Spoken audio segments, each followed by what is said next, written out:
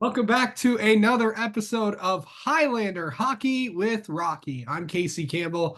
I am your host, and of course, we are always joined by Howell Hockey head coach Rocky Johnson. Rocky, it's a big week, and it's a game day today. The game day today, a big week. Listen, Plymouth's one of the top teams in the KLA, so we got a little anxiety going in tonight. So we're gonna have to really bust our butts and really hit it hard today because it's gonna be tough.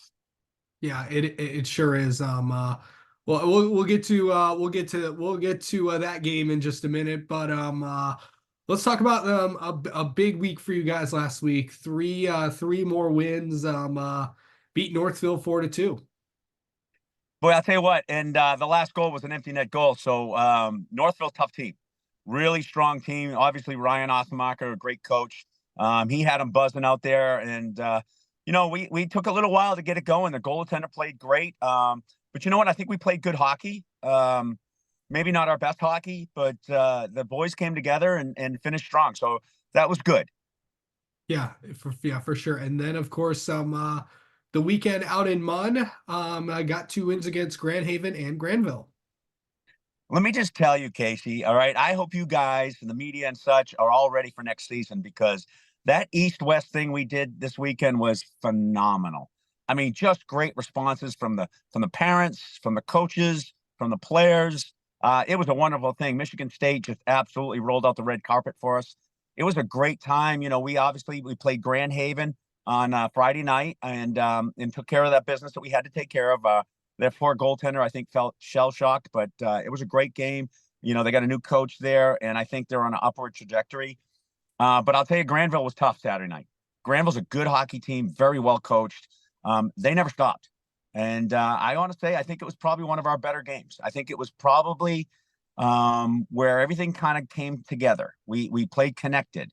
I mean, we have a lot of skill. Everyone knows that, but we haven't been playing connected up until then, at least consistently. And I think our team really, really played well. We did well. We had good goaltending. We had good offense, good defense, complete 200-foot game. So I was really happy. Coach Keith and I were really proud to see what we were able to do on a really tough Granville team. I think a team that's going to do some things in the OK Conference. So we're excited about the weekend. I think it was really good. It really helped us team focus on possibly what's coming up this week. And now it's time for everyone's favorite part of the show. It's time for Uh, Rocky's 3 stars of the week.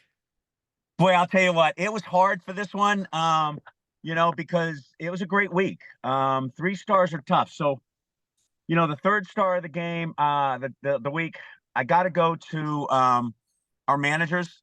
I got to be honest with you. I think our managers, Olivia and Maya and, Gabe Renko, I think they really helped out a lot because there was a lot of stuff going on with the buses, with getting the equipment and the jerseys and everything out to Michigan State. It was a tough call. So they really kind of yeoman's work taking care of everything. So making sure the players had a way to go, walk in, and everything was kind of catered to them. And they did a great job. So I'm going to give them the third star. Second star, again, I'm staying with the Michigan State thing because I think our athletic department, I got to tell you, they took tickets. It was a pay to come in total deal. They set it all up, and we're in there on time, early, opening up the doors, making sure people came in, and making sure everybody had a happy time. We had a great hospitality room for the staffs of all the teams and the athletic directors from the teams, and really great shout out to our athletic department, led by our AD John Young. They did a great job. Yeah. But the number one star, and again, I want to really love on my team. But can I just tell you how great Michigan State, Steve Lancey's the name of the guy that operates the rink. They were phenomenal, and they're all on board for next season. They really kind of laid it out for us. They took care of the clock for us. They helped us when we had some microphone issues, and they're really good. It was a lot better than I thought it was going to go, and they're all open. We've already got the date set for next year, which is the 21st and the 22nd of December. And I think this East-West thing is going to be huge. So shout out to Michigan State. Again, I want to say something to Granville, Cranbrook, and Grand Haven. I think they were phenomenal participants, and we look forward to teams joining us again next season, depending on how we can collect some teams. And there's already teams talking to us. So I think Michigan State, number one star of the week. helping us out and create this East-West showcase that's going to go forward in time. So Yeah, always gonna be a fun event for sure. We haven't done this in a while, but it's time for the developmental team update. can I just tell you how these young boys come in and, they're learning new systems, they're learning new coaches. It's definitely a significant uptick in what is asked of them with practices times and games and the competition. Hey, Casey, that development team's undefeated. Number 2 team in the state behind CC, but I think CC gets the benefit of the doubt because it's CC. But I'm going to tell you, man, I think these guys are unbelievable. I mean, they just dominated this week. Now they play today too. They play Northville today, Yep. and at 4-6 at the 140 Ice Den, and then they close out at Brighton just before our game. They play Brighton JV, tough team. So I got to tell you, that's a development team. They are killing it. They're pushing for varsity spots, and we're looking. I got to tell you, we're constantly watching their practices and their games, and I'm really excited of what's to come in the future for Howell. And we'll talk about that Brighton game a little bit later on too. There's something special going on with that game. But time for the KLAA update. Speaking of Plymouth, some of the highlights of the weekend. They beat after 2 tough losses to Brighton, and actually after a loss to Brighton, 2 big wins by Plymouth. Ann Arbor Huron. They beat Ann Arbor Huron 4-3. And then they beat Salem 4-3, and they took the park. I don't know. It's a big deal for Canton, Salem, and Plymouth. Anytime those three teams get together, the park rivalry is one of the best. Right. Yeah, some big wins there. Northville after they lost to you guys 4-2, went up to Traverse City to take on the Bay Reps. They won the first game 6-5. They lost the second game 4-1. Novi lost to Lakeland 4-1. Birmingham and to Birmingham United 3-2. Big week for Heartland. A pretty good game against CC. They did lose 4-2. They also lost to Orchard Lake St. Mary's 4-1, and then they beat Brighton 5-0. And then speaking of Brighton, big win over Plymouth and Livonia Stevenson on Tuesday against Plymouth 5-3, and then at Livonia Stevenson 4-2. Oh my, Eddie Edgar, one of the toughest places to play. And that's out there, man. It's always a good environment there. Also, want to mention Salem lost to Clarkston 7-5, and some big wins. Also, how about this? After losing 9-1 to Livonia Stevenson, Canton beat the Stallions beat Canton 6-5, scoring. So you just see that all those goals I think it was in the third period. They scored like 5 to beat them 6-5, and then they won in overtime. That's really impressive. A nice job by the Stallions. You got to be impressed by what you're seeing out of it. Listen, the KLA is tough. Can we just say it and admit to it that it's one of the toughest conferences in the state? So it doesn't matter where you fit within that conference. You are playing the top teams. And so, losses and wins come, and it's hard to come by wins. And anytime, a team can beat up on a KLA team and come out with a victory, you got to say you earned that. And, listen, coach over there has got a great job with those, blending those 2 teams into one with the Stallions. And, he's doing great. You can't, it's hard to blend 2 teams. And he's come out and he's done really good. I'm super proud of them. And they're a tough team. But, listen, I want to circle back to Plymouth. Plymouth took Brighton, and everybody talks Brighton's the number 1 team, the number 2 team in the state. They deserve it. It was 3-0 going into the third period with Plymouth. Yeah, so, I mean, I'm just telling you, you can't. They're tough. We're pretty concerned about tonight. So it's just a fun atmosphere. Anytime you're in the KLA, you have to play against each other. You can go through the whole list. I mean, Northville going up there and taking on Bay Reps, one of the top teams in the state. It's just a great opportunity to play against the best competition in the state. Yeah, of course, you guys are going up to Plymouth. Really, really tough team. Of course, they have a really, really good goaltender in net. Should be a good one. And then And then I know you don't want to focus. Obviously, the big focus tonight is Plymouth, but we have to talk about Thursday. Of course, you guys going down to Brighton. And it was just announced that our friends from State Champs are going to be broadcasting the game. And by the way, shout out to Jonathan Kidd and Sean Belegian. Those two are something else. They got one of my game day videos up there, and during that was such a that game's going to be such a fun environment. And of course, some local businesses are contributing to that broadcast as well.